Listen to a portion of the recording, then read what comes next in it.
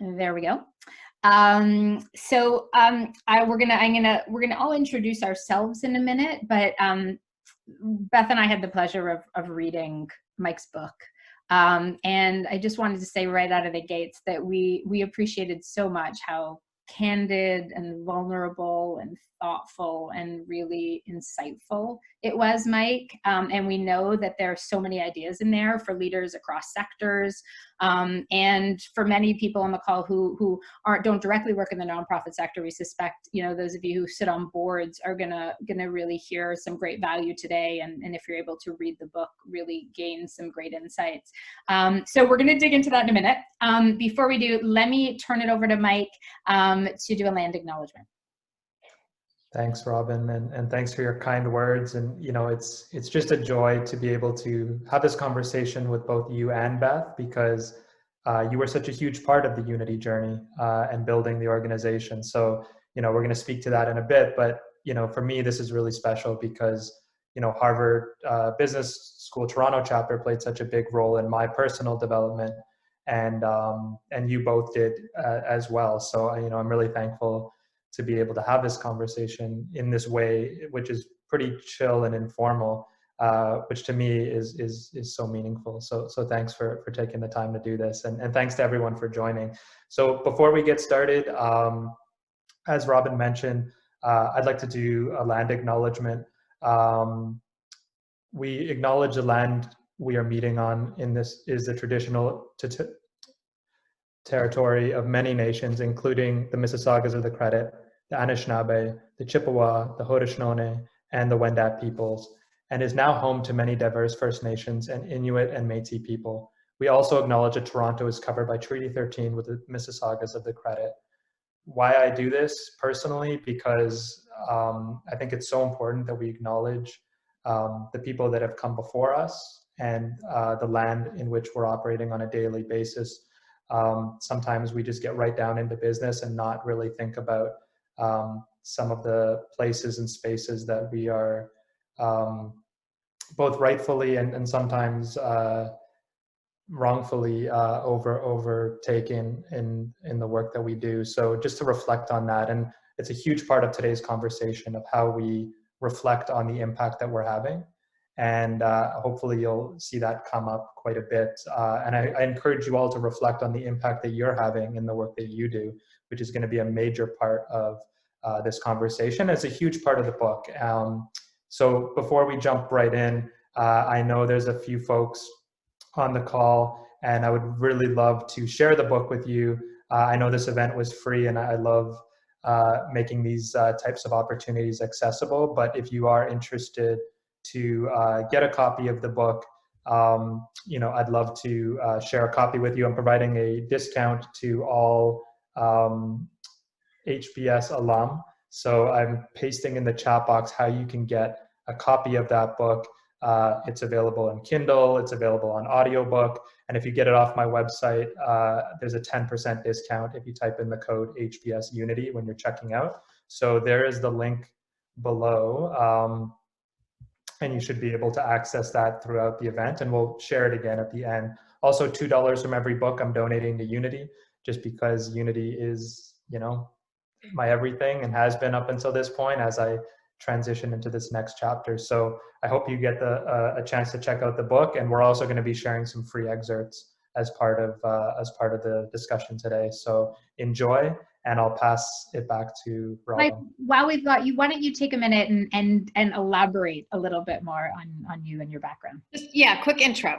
Yeah, so we decided to do, thanks, Robin. We decided to do self-introductions today because, those bio intros are overrated. And I think today we're trying to create a very, just a warm discussion amongst friends and people who really care about each other. And like I said, Robin and Beth have been a huge part of my journey. For me personally, I started Unity back in high school as a class project in grade 11 in my entrepreneurship class, very related to the business part of Harvard Business School. I started it in grade 11 as a class project, and we grew this idea because personally mental health has had a huge impact on my life. My mom has struggled quite a lot with her mental health when I was growing up. And I had to learn sort of how to cope at a young age and be a support to her. So I wanted to do something about that. And in grade 11, we started this project, and over 10 years, grew it to a national charity reaching over 250,000 young people. So about 2.5 years ago, I left Unity, and succession is a huge part of, healthy succession is a huge part of my story and in the book. But I really wanted to set an example on how you can leave an organization on a high note while still preserving the impact of that organization and not making it about the leader, but about the impact. So that's a little bit about my journey. I've also thankfully, very thankful to have attended the HBS SPNM program through the scholarship, and we'll talk a little bit more about that, but it really sort of transitioned my journey in a significant way at the perfect time for my leadership. So I'll pass it off to Beth, and she can do her own self-intro. Thanks, Mikey. So Beth Horowitz, HBS 84. After spending my corporate career at American Express, I've served on nonprofit and corporate boards, including the HBS Club of Toronto. I've been on the club scholarship committee for several years and have enjoyed helping send nonprofit leaders to HBS every year. And that's really how I got to know Robin. We were both on the committee, and that's also how I met Mikey when we interviewed him for the scholarship. As a result of getting to know Mikey and then talking to him again when he got back from the course and how he was going to apply what he learned to Unity, I ended up joining the Unity board in 2017, which has been an awesome experience. And now over to Robin. Fabulous. So I'm MBA class of 2004, and I, by day, do strategy coaching and facilitation with nonprofits and charities. And so in addition to being involved in the club scholarship program, as Beth referenced, and getting to know Mike, in that capacity, I also had the absolute privilege of being able to work with Unity as they were looking to really create their framework or strategy to support their growth. So we'll talk a little bit more about that, but that was my direct connection. So I think this is a good moment. Why don't we launch right into a passage from the book, and that'll kind of kick off our first question. Mike, people who haven't read the book, is divided into different chapters of different stages of the organization, and one of them is the build chapter of the organization. I think over to you, Mike, to read from there. Yeah, no, absolutely. And just to sort of break it down, the book is separated into 6 different steps. It's all really just a case study and the things that we learned along the way. And this is one of the things that I've never done, like story time. This is one of the lessons that really stood out to me, because it's in some ways in contrast to many of the things that my mentors sort of taught me, and that a lot of folks in the business world kind of flips one of the principles that is foundational in the business context. So check it out. I knew hip hop had the power to build community. It helped me as a young person deal with my anxiety and bottled emotions. It helped my breaking crew, who were dealing with their own struggles and personal challenges. Our foundation was strong, yet our path was precarious. A mentor of mine once told me to fail fast, but that never made sense to me. It felt wrong. I found that when we fully invested ourselves into something over a long period of time, that we gave our big ideas the opportunity to succeed or fail with a level of dignity. For me, I felt failing with dignity was about a much slower and more thoughtful and invested approach. I believe this is how Unity succeeded. When we rush the process, we often learn something, but at the expense of time and wasted resources that could have been applied differently and more effectively. Moving quickly without adequate resources led to 3 major initiatives being shelved. All of them good ideas in their own right, but in each case, we didn't follow Unity's slower, more thoughtful, and deeply invested approach, and the opportunities never reached their full potential. So the idea of failing fast didn't resonate. I look at this idea of taking an idea, something that we're so passionate about, trying to make an impact in the world through our lived experiences, and use the metaphor, build the plane while flying it. Learn by doing, making things up as we go along, but learning those lessons quickly so we can apply the lessons in real time. So I want to sort of toss it back to Beth and Robin to respond, but we're going to share and sort of set the context for each of our discussions around the chapters of the book. So this first chapter, Build, is all about how do we build the plane while flying it. Thanks, Mikey. You talked in the quote you read about the importance of community and building programs with community, building unity with the community. Why is this so important? Yeah, no, I think it's incredibly vital for-profit and nonprofit leaders to build with community, not necessarily just for community.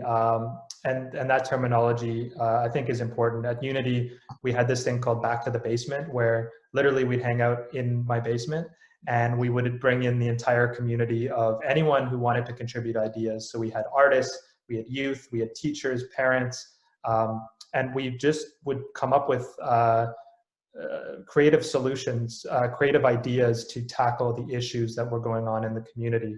And we really listened to the voices of the people who these issues were affecting most.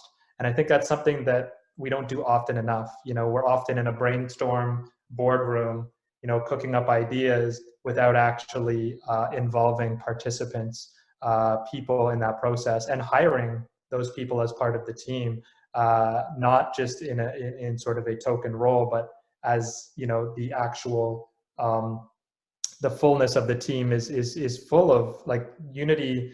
We look back and we didn't hire for diversity, but we actually were just naturally diverse based on the people that were attracted to the cause. So how do you become a magnet to supporting and listening to people's ideas and integrating them? Mm-hmm. And for us, that was just inviting people to the conversation, inviting people to the table. And the last thing I'll say on that is, as a white dude who ran a hip hop organization, like, yes, I was part of the hip hop community as a b-boy and traveled, to compete and be part of that. But, I did ask myself that question a lot, is, how do I put other people at the front of the room? And how do we put youth at the center of everything we do, not myself? And that to me is the critical question.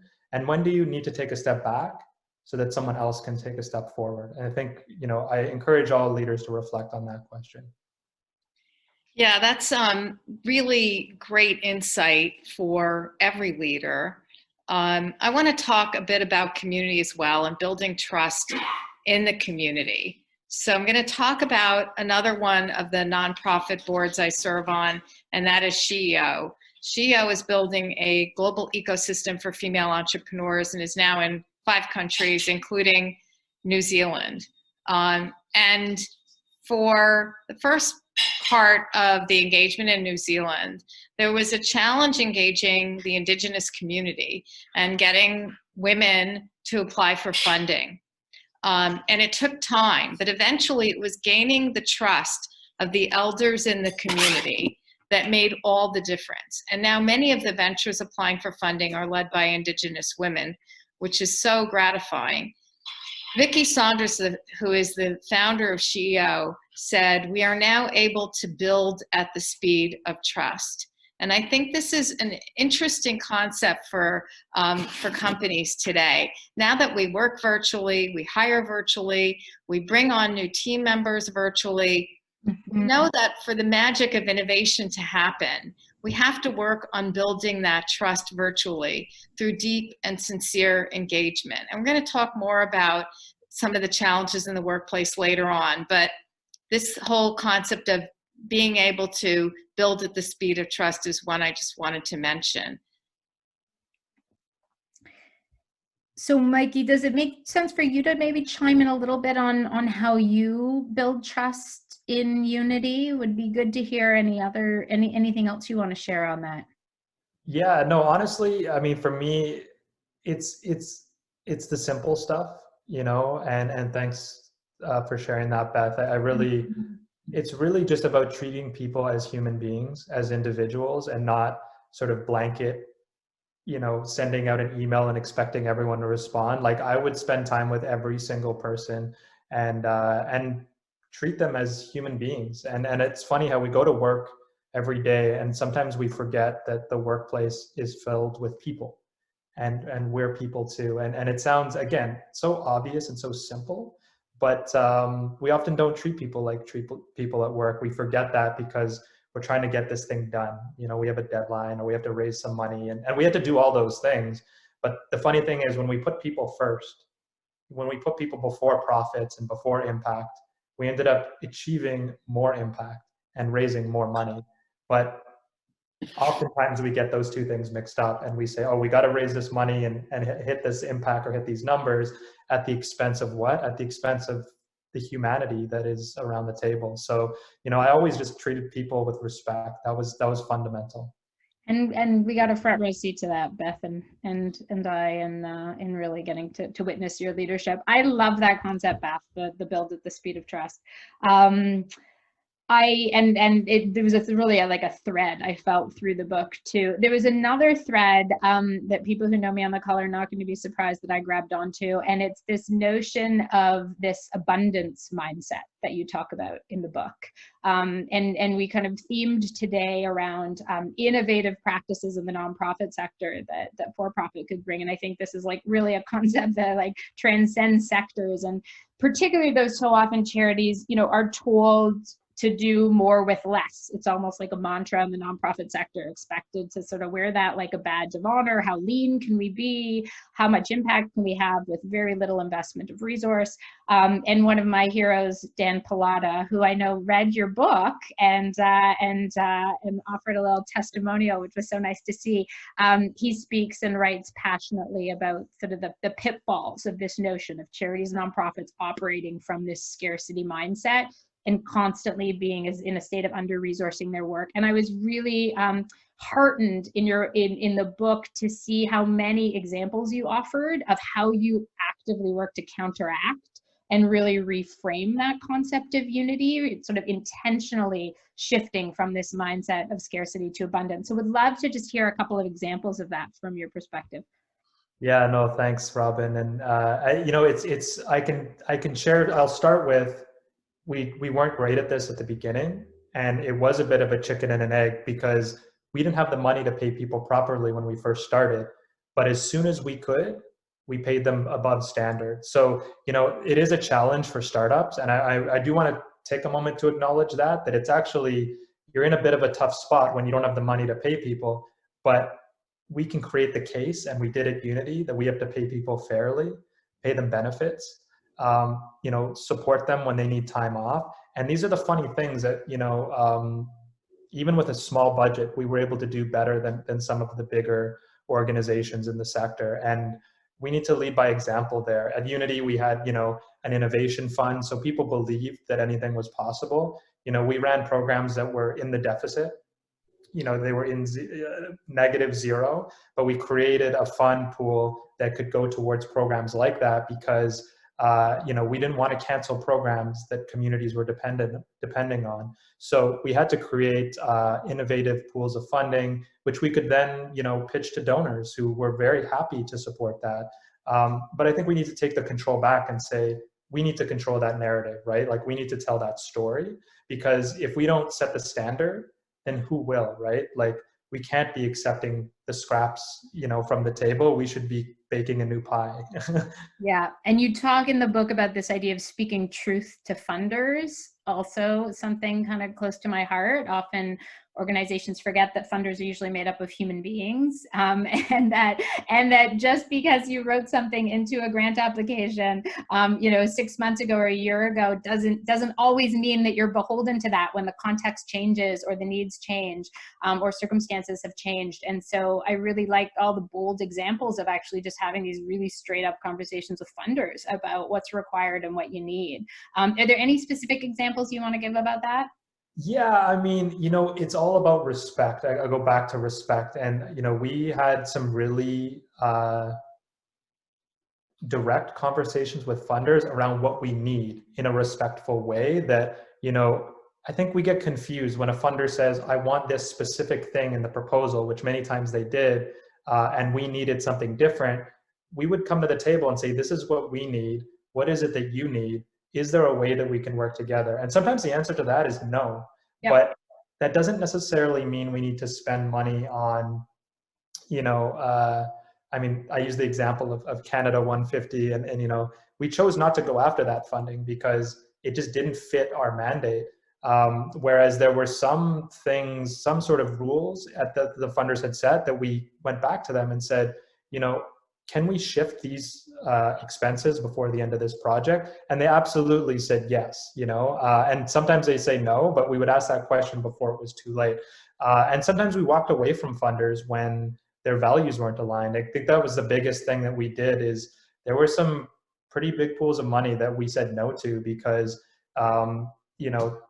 we didn't feel like the person behind the funds were aligned with our values. And I think that's one of the hardest things to do. And obviously that's coming from a place of privilege. But, when we said yes to the right things, we were able to grow in a focused way that allowed us to grow even more versus the one time we accepted a project we just knew didn't feel right.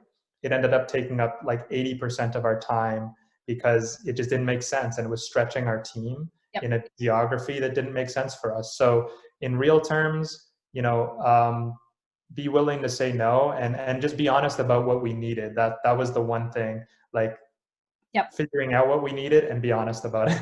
Yeah. Love it. Okay, so much there. I'm going to push you to kind of give us another passage from the book. And now we're kind of shifting into we're sort of going to give a sampling of themes that came out. This one is in the trust chapter of the book. Yes.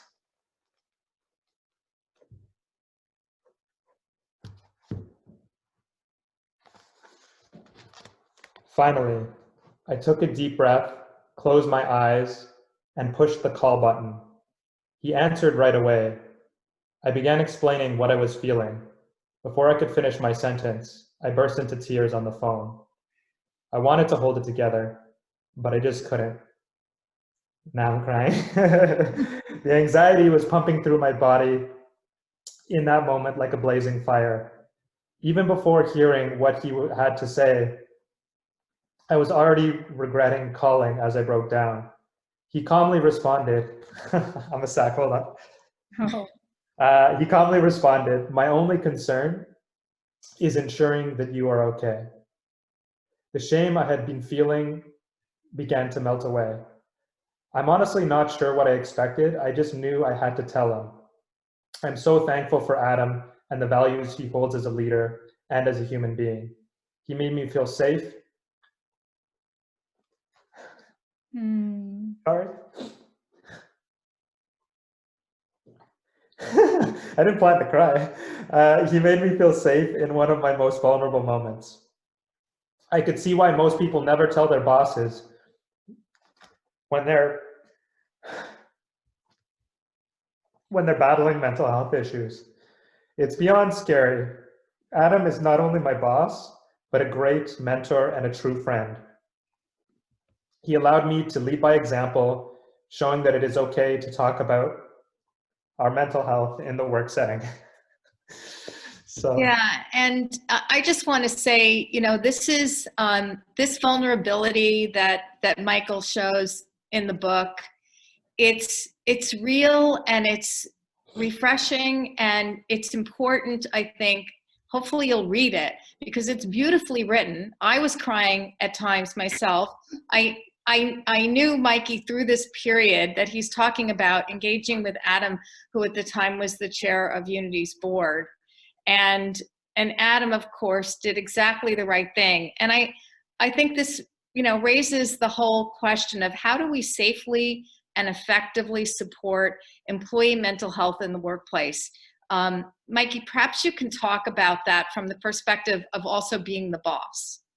Yeah, no, totally. And I'll tell you, for the context of that was the part of the book, and thanks, Beth, because you were a huge part of that healing journey for me, which is why, this conversation means so much. I didn't expect to cry so much. Maybe I just need to cry, when you need to cry. But I think we need to create spaces in workplaces where people feel safe to be themselves, to bring themselves to work, even if they're not having a good day. And, you know, about 2.5 years ago, you know, I experienced anxiety for the first time in my life, and I missed 2 weeks of work, and I was completely debilitated. I didn't know what was going on. I was completely scared because there was mental illness in my family history. And I just really freaked out. So I went to the doctor, and I started to go to therapy, and I did all the things. But one of the things I was thinking is, we're a mental health organization. We support young people's mental health. And now, quite ironically, you know, the lead role, the executive director and founder of this charity, is experiencing a mental health challenge in this moment. And I actually didn't know what to do. And the only thing I could think of is, I need to call my boss, who was the board chair, Adam, at the time, and just tell him what is going on. And that was sort of the moment where I told him, and I did exactly what I did there. I barely got the words out, but he was so supportive. You know, all he said was, you know, it's not about the work, it's about your well-being. And then with his permission, with my permission, a week later, he asked if we could bring that to the board. And I said, absolutely, yes. And the team, I didn't tell them right away either. Like, I went back to the staff, and they're like, oh, how's your cold? I'm like, it wasn't a cold. And then I would tell people one at a time. And then eventually at a staff meeting, I said, you know, I'm going to lead by example here. I'm not saying that everyone needs to do this or this is the right thing to do, because when you do talk about this, you know, you open up yourself to vulnerability and, you know, the potential consequences that may come as a result of that. But in the organization that I was part of creating, I'm like, if I can't talk about this in a safe way, I don't want to be part of this anymore. And everything we had created proved to be the most supportive, loving environment for this. In fact, when I shared, I became very close with some of the staff, who then opened up to me about what they had been experiencing. So, you know, all I'll say is, you know, it's not for everyone.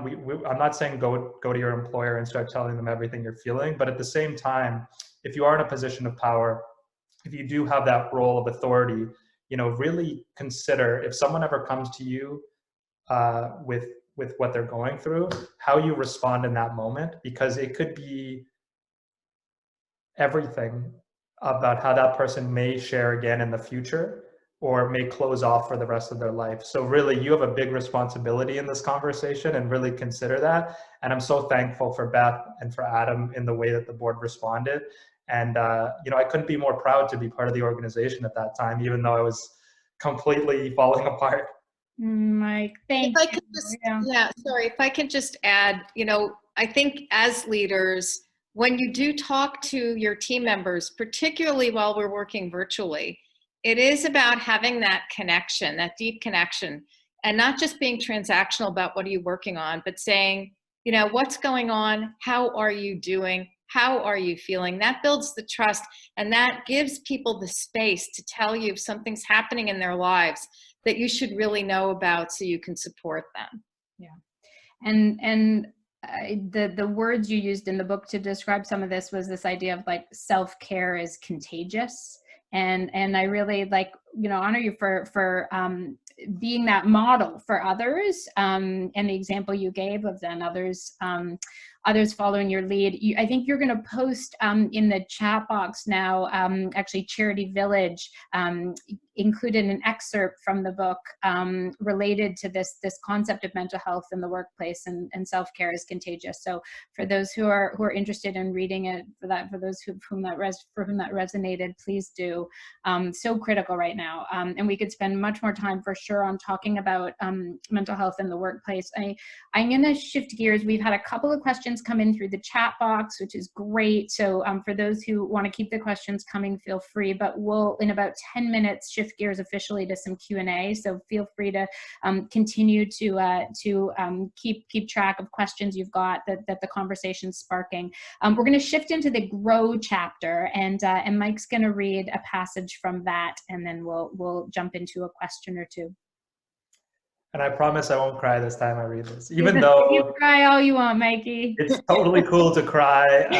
You know, real men cry, real women cry, all people are welcome to cry. If you're crying on the other side, I encourage it. Let those tears out. We all need to cry sometimes. There you go. But then thanks for holding this space. So this is a bit of a shift. This is about hiring people with dreams. I almost never look at someone's job experience when they apply for a position. I want to understand what people are capable of, not necessarily what they've done in the past. I rarely want to know their educational levels or awards. Instead, the most important recruitment tool is to ask them what their dreams are. Their connection to the cause, what fuels their passion, is far more important to me than their IQ or educational level. People with direct experience as an artist or with community work, and not necessarily as a vocation, bring a deeper dimension to the team and ultimately to the organization's success because they can relate to it on a very intimate level. You can't go to school for what we do. You have to have lived it, breathed it, felt it.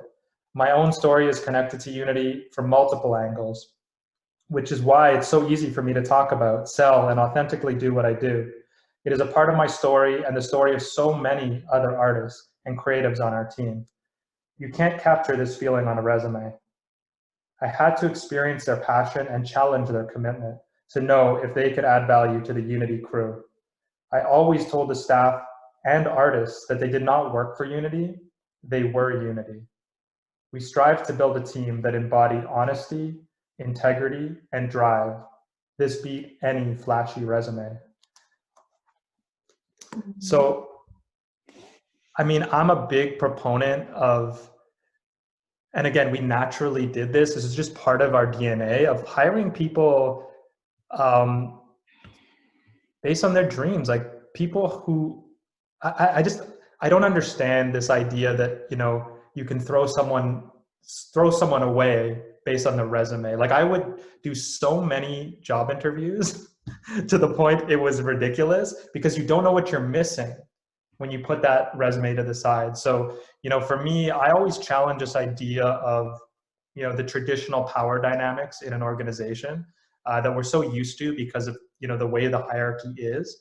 And don't get me wrong, we worked within a hierarchy, but I would always try to flip it upside down and flip it sideways and do things, you know, flip those power dynamics. So we're going to shift the discussion to just this idea of like flipping power dynamics. And I'm curious, Beth, because I know you've worked with a ton of nonprofits. You know, how have you seen some examples of sort of how people have flipped those power dynamics in the nonprofit context?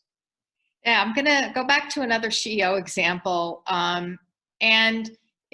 Generally, when people give money to fund entrepreneurs, there is a power dynamic that you have power over the entrepreneurs, but that's not how CEO works. It's about power with people, not power over people. And the concept of radical generosity is really the underpinning of CEO. And the women like me who give capital generously with no return on investment to create a renewable fund that's lent and repaid by the entrepreneurs, we create the power with the entrepreneurs. We don't hold the same power over them as in a traditional funding model. And every venture that is funded has a positive impact because they're addressing one or more of the UN's 17 Sustainable Development Goals, and they're making the world a better place.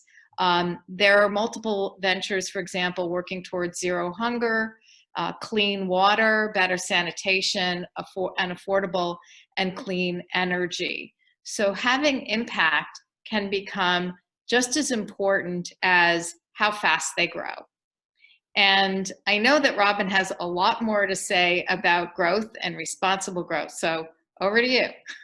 Well, I'm gonna pretty quickly pass it back to Mike, but as I said in my introduction, I had the privilege of being able to work with Unity on the development of in my work. I talk about theory of change or a strategic framework way back in 2015. And really, you were on the cusp of thinking about growth for the organization and what's next and how do you do it responsibly. And really for you, you came to be sort of saying this has to be anchored in impact. We need to really look through the lens of where and how can we have the greatest impact, in this next horizon for the organization.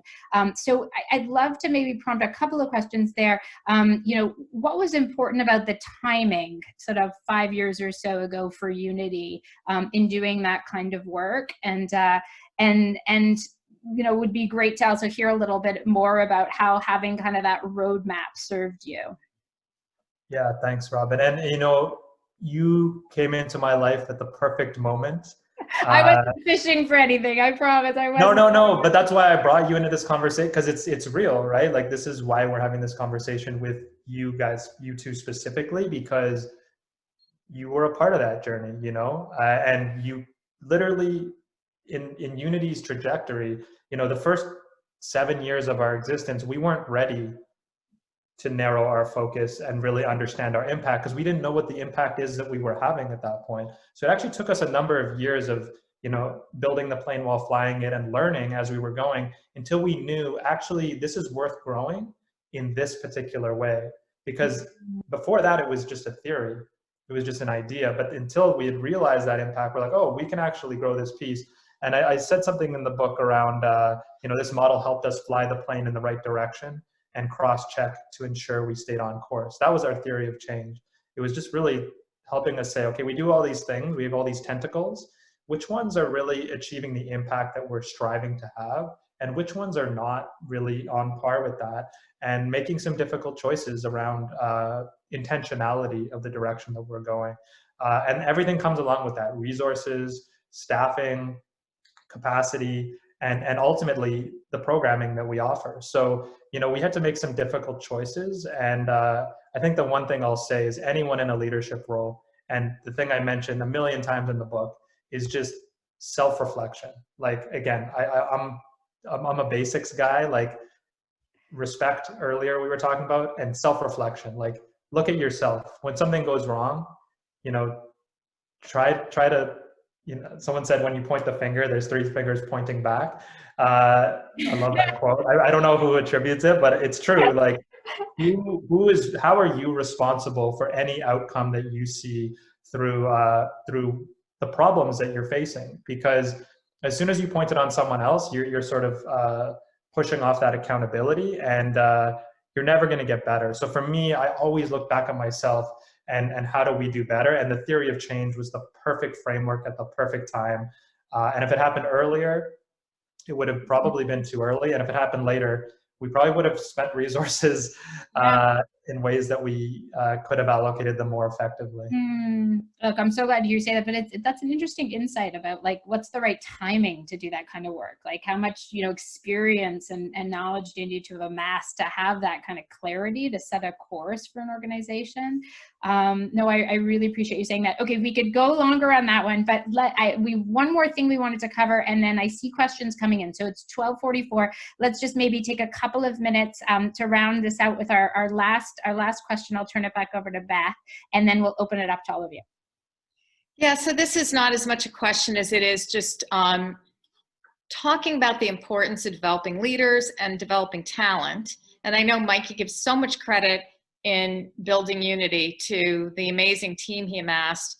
But I want to talk about somebody who's actually on the call, because I saw Eugenia Duwadu, who's the Executive Director of Visions of Science, give a talk about, I don't know, probably 5 years ago to a group. And I was so blown away by what she was doing to help marginalized students gain access confidently to science.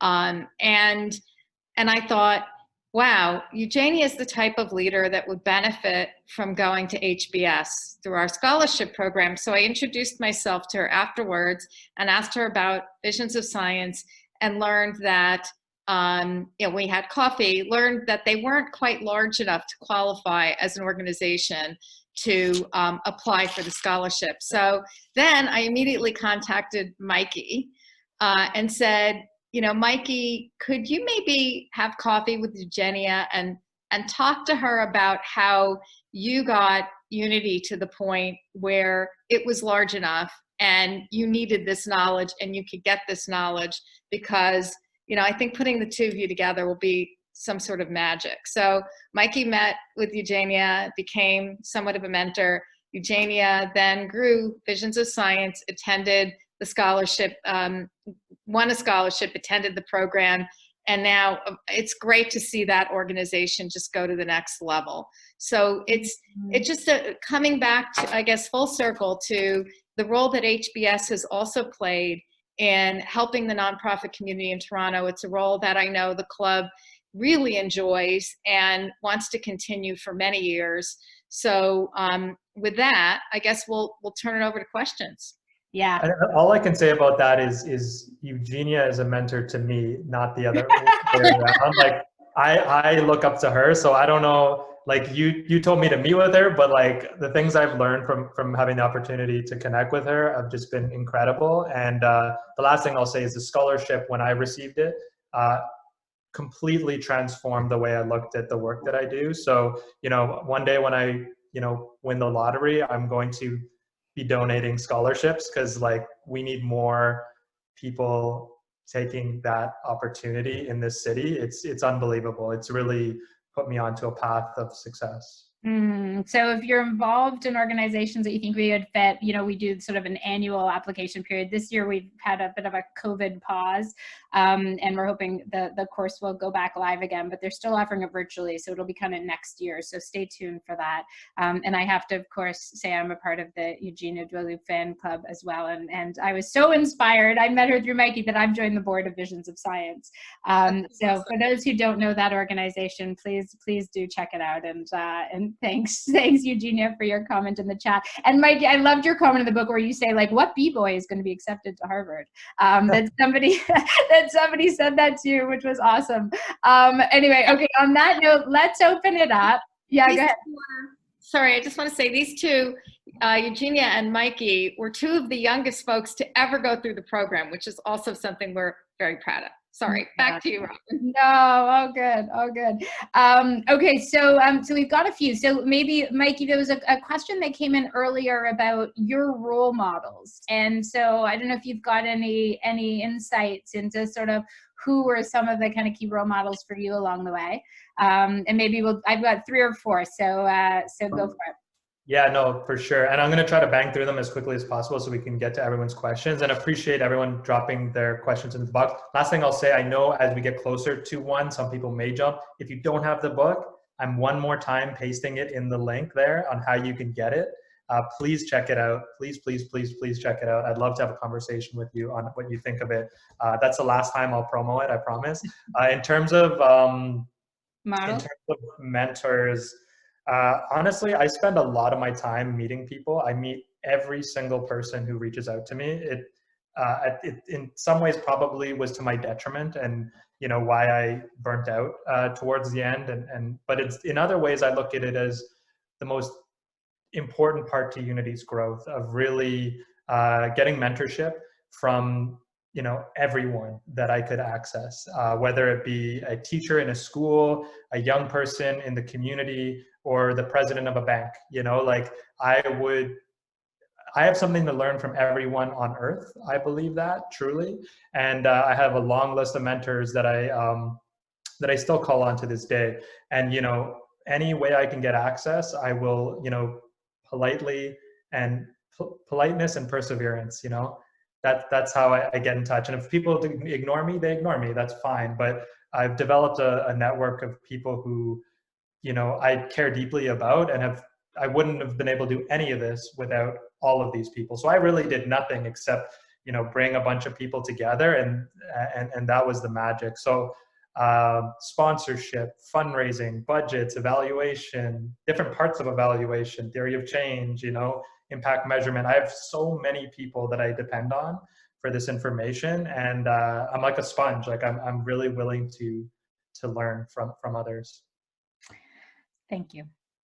So there was a question that came in. You can check it out in the chat, Mike. That's for you from Robin Events, and it. I think the fundamental question is, what do you think that corporate white male leaders can learn from community-based leaders such as yourself with regard to inclusion? But there is some context there on, EDs like yourself are often, white men working and have in Black communities.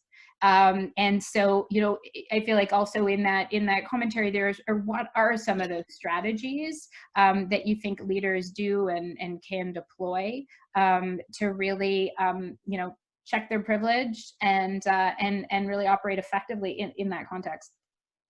Yeah, and to be honest, like for me, I think this is a big part of one of the reasons eventually I decided to step back was, we need to create space for other people. I know that's kind of the hardest thing to do, is to actually step away from your role, which seems preposterous, but I think it's actually important to know when the right time is to step away. That's at the farthest end of it. I think when you are in a leadership role, you have so much ability to share power, simple things like who runs a meeting, who chairs the meeting, to, how do you pay people? What's your compensation structure like? Who is the lowest paid person on your team? Who is the highest paid person on your team? Like really paying attention to these things, which is something, again, in some cases we did naturally, but some cases we really put intention behind. And I think that we have to pay attention to who is not getting those opportunities and ensure that space is created, whether it's at the front of the helm and all the way through. And if, for example, you notice, certain groups are not getting health benefits because they're the lowest paid group, well, change that. It's not going to cost that much. Like, change it. If you have the power to change it, change it. I think that's really the thing, is just saying, oh, I can't do it. It's like, you can. Like, if you're in charge, you can kind of do whatever you want. So take that power and use it for good. And I would do that as much as I could in as many ways that I could. And really, and it's not making it not about you. It's not about me. Even this book, it's not about me. I give so much love to every single, like at the end of this book, I literally have 250 names of the people who contributed to Unity listed. Who gave more than 2 years to the organization, because it's not about me, it's about the community. And as soon as it becomes about an individual, then you really need to sort of remix your maybe you really need to step back if it's about you, and don't get me wrong, I had to lead at the front sometimes, but I also needed to take those moments of being like, this is not mine. I don't own this thing, this is owned by the community, essentially. Can I just quickly add that I think also one thing you did, Mikey, and I know you worked with the board on this, was to make the board much more inclusive, and that work has continued since you left. I would say we are probably maybe less than half white at this point, or maybe half white. So we're very inclusive. One of our we've had 2 hip hop artists join. That are Black hip hop artists join the board. We have also a recent add is a Muslim woman with connections to the school district system and who also has a degree in psychology. And so we've really worked hard to make sure that we have the right talent at the table, but that it represents the communities that are served by Unity.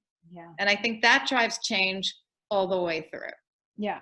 And I know, I do a lot of work in the nonprofit sector, and we're starting to see that happening more, particularly, in this current context. It's just not happening quickly enough. So for those of you who are still on the call and are sitting on boards, there's a long way to go. And I think we're all kind of looking in the mirror, but I think big opportunity for particularly people in this alumni network and this club to really be thinking about where they can have that kind of that influence and make some of that change. So let me ask one more. We've got time for a couple more questions, so keep them coming in the box. I want to, there was a question apropos to your comment, Mike, about some of the rationale for stepping down. Maybe say a little bit more. The question is, how did you know when it was time to step aside as a leader, and what's next for you? You never know. And I think this is the funny thing. There's 2 really important things. One is charities are not owned.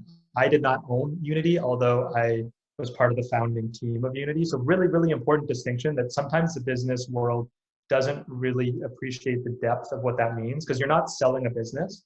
Even though I, created a $1.4 million operating business, I didn't create it, the community. But the point is, you'd be selling something at the end of that if this was the business world. I wasn't selling anything, and I underpaid myself for the first 8 years. So there comes this like weird feeling of like, oh, they owe me something. And it's bad, because then it sort of gets tacked on the founder of like, oh, that's founder syndrome. It's like, actually, there's a deeper story there. So I do a whole facilitated like half-day session on succession and exploring the very complicated emotions that are connected to it. And I went through all of them. I didn't know, all I knew, I could tell you this, was that I felt like I was getting complacent. I felt like I was getting too comfortable.